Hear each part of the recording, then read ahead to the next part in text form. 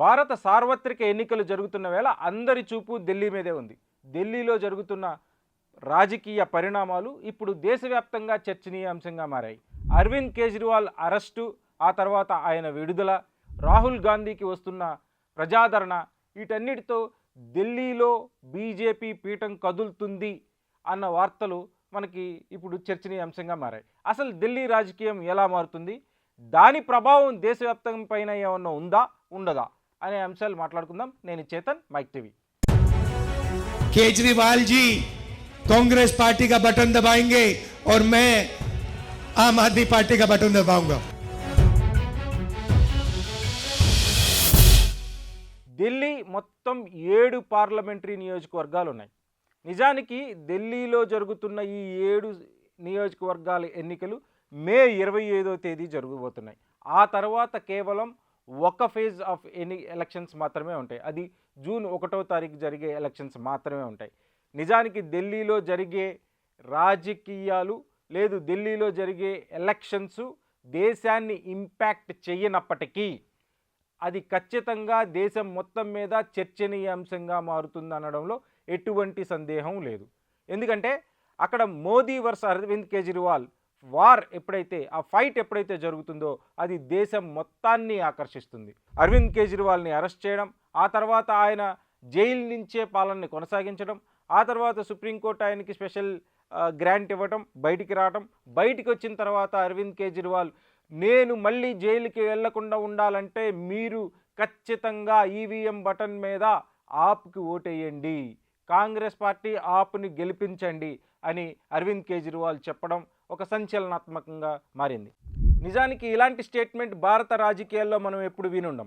అయితే అరవింద్ కేజ్రీవాల్ అరెస్టు, ఆయన విడుదల కంటే ముందు అసలు 2019, 2014లో ఢిల్లీలో ఎవరు గెలిచారు అనే విషయాన్ని మనం ఒకసారి చూసినప్పుడు ఖచ్చితంగా 2014లో రామ్లీలా మైదానం వేదికగా anti corruption movement, Arvind Kejriwal, Anna Hazare చేసిన యాంటీ కరప్షన్ మూమెంట్, యూపీఏ 2లో జరిగిన కరప్షన్కి వ్యతిరేకంగా అప్పుడు ఢిల్లీలో జరిగిన ఒక రేప్ కేసుకి, నిర్భయ కేసుకి వ్యతిరేకంగా జరిగిన పోరాటం కావచ్చు, యాంటీ కరప్షన్ మూమెంట్ కావచ్చు, ఈ మొత్తం ఢిల్లీ ప్రజల్లో కాంగ్రెస్ వ్యతిరేక భావాన్ని నాటుకునేలా చేసినాయి అనడంలో ఎటువంటి సందేహం లేదు.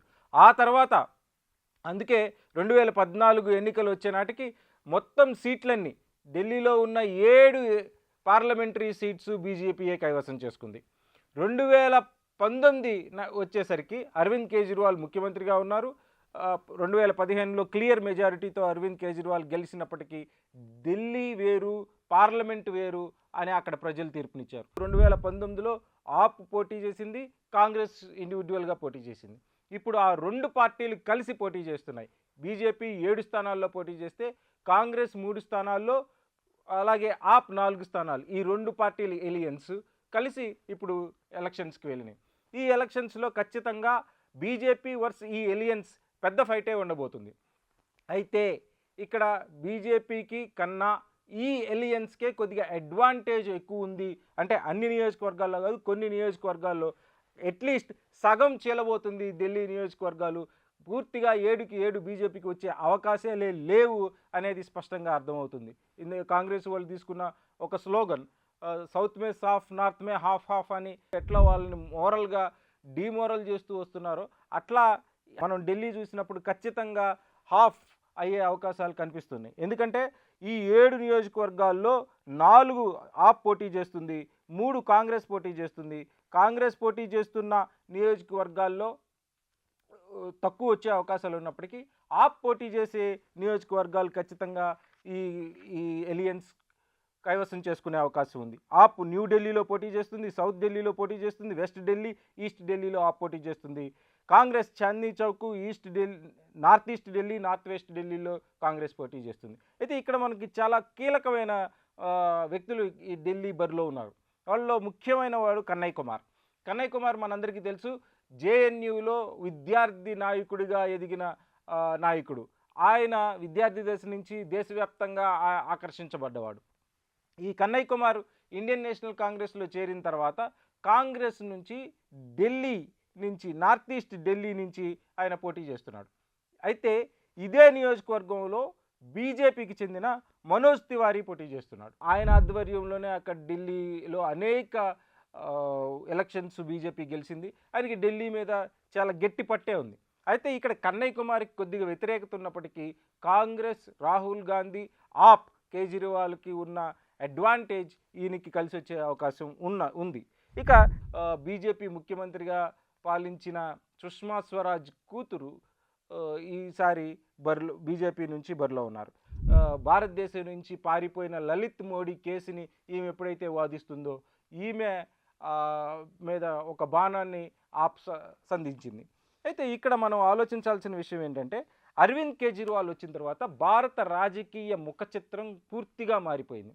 అప్పటి వరకు రాజకీయాలు ఒక విధంగా ఉంటే కేజ్రీవాల్ ఒక కొత్త రాజకీయాన్ని మనకి ఇంట్రడ్యూస్ చేశారు. అదేంటంటే ప్రజల అవసరాలని తీర్చేదే రాజకీయ పార్టీ అన్న దిశలో ఆయన ముందు అడుగు వేయడంతో ఇప్పుడు దేశవ్యాప్తంగా అదే ఫార్ములాను అనేక పార్టీలు అవలంబిస్తున్నట్లు మనకు కనిపిస్తుంది. ముఖ్యంగా ఢిల్లీలో చూసినప్పుడు అప్పటికి ఉన్న విద్యా వ్యవస్థను కానీ, ఆరోగ్య వ్యవస్థను కానీ, అడ్మినిస్ట్రేషన్ని కానీ, వాటర్ని కానీ ఈ సమస్యలన్నింటినీ ఎప్పుడైతే అరవింద్ కేజ్రీవాల్ సరిగ్గా అడ్రస్ చేయగలిగారో ఆయన్ని పూర్తిగా ఢిల్లీ ప్రజలు ఓన్ చేసుకున్నారనే మనం చెప్పచ్చు. దానికి భయపడే మోదీ అరవింద్ కేజ్రీవాల్ని లిక్కర్ స్కామ్లో అరెస్ట్ చేయడం జరిగింది. ఆ కేసు పూర్వపర్వాలు పక్కన పెడితే ఆయన అరెస్ట్ ఒక ముఖ్యమంత్రిని ఎన్నికలు సమీపిస్తున్న సమయంలో సరైన ఇన్వెస్టిగేషన్ కూడా లేకుండా తీసుకెళ్ళి అరెస్ట్ చేయడం అనేది ఆ తర్వాత ఆమ్ ఆద్మీ పార్టీ దాన్ని సానుభూతిగా వాడుకునే ప్రక్రియని కొనసాగించు వచ్చింది. ఆయన అరెస్ట్ అయినప్పుడు ఆయన భార్య అరవింద్ కేజ్రీవాల్ భార్య ఆశీర్వాద్ అరవింద్ కేజ్రీవాల్ అని ఒక క్యాంపెయిన్ని నడిపినప్పుడు దానికి విశేష స్పందన కూడా మనకు వచ్చింది. అదే టైంలో రామ్లీలా మైదానంలో అన్ని రాజకీయ పార్టీలు, అపోజిషన్లో ఉన్న అన్ని రాజకీయ పార్టీలు, ఇండియా బ్లాక్కి సంబంధించిన అన్ని రాజకీయ పార్టీలు హేమంత్ సోరెన్ భార్యని అరవింద్ కేజ్రీవాల్ భార్యతో ఇద్దరు కలిపి రామ్లీలా మైదానంలో అరెస్ట్కి వ్యతిరేకంగా చేసిన పోరాటం కూడా, పెద్ద బహిరంగ సభ కూడా ఈ ఎలక్షన్స్ స్టార్టింగ్లో మనం చూసాం. అంటే ఢిల్లీ ఖచ్చితంగా డివైడ్ అయ్యింది. ఢిల్లీలో ఇక బీజేపీ హవా ఒక్కటే నడిచే అవకాశం లేదు. ఖచ్చితంగా కాంగ్రెస్ ఈ ఆప్ ఎలియన్స్ గొంతు వినిపిస్తుంది. వాళ్ళు వీధుల్లోకి వచ్చి పోరాటం చేస్తున్నారు. వాళ్ళు ఖచ్చితంగా ఈ ఎన్నికల్లో వాళ్ళ ప్రభావాన్ని చూపబోతున్నారు. ఢిల్లీ ముక్కలో అంటే రాజకీయంగా బీజేపీ 3 సీట్ల కంటే ఎక్కువ గెలిచే అవకాశం లేదని విశ్లేషకుడు కూడా చెప్తున్నారు. ఈ మొత్తం ఢిల్లీ రాజకీయం మొత్తం మనకి సౌత్ ఇండియా కానీ మిగతా పార్ట్స్ ఆఫ్ ఇండియాలో పెద్ద ప్రభావం చూపించకపోయినా ఖచ్చితంగా ఢిల్లీలో జరుగుతున్న అనేక అంశాలు హిమాచల్ ప్రదేశ్ని, అటు హర్యానాని, ఇటు చండీగఢ్ని, ఇటు పంజాబ్ని ఖచ్చితంగా ఈ ప్రాంతాలన్నిటి మీద ఢిల్లీ రాజకీయాల ఇంపాక్ట్ ఖచ్చితంగా ఉంటుంది అని మాత్రం చెప్పచ్చు మనం.